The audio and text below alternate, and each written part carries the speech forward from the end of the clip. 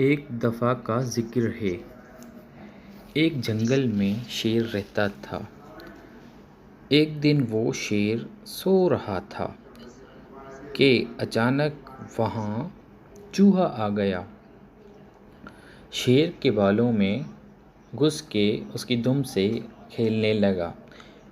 शेर की आँख अचानक खुल गई। चूहे ने भागना शुरू किया। शेर उठ गया। शेर ने चूहे को पकड़ लिया। चूहा रहम की भीख मांगने लगा तो उसने शेर ने छोड़ दिया।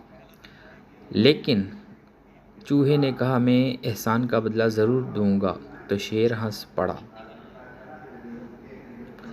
एक दिन जंगल में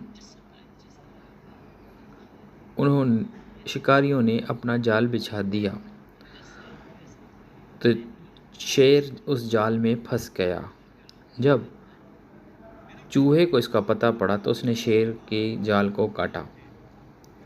इस तरह वो शिकारियों के जाल से बच निकला।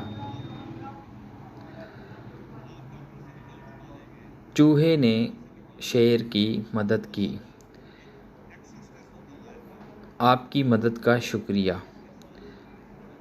तो मेरे प्यारे दोस्तों, ये थी एक नन्हे से चूहे की कहानी, जो कि उसने जब शेर की मदद की तो उसने उसका सिला दिया।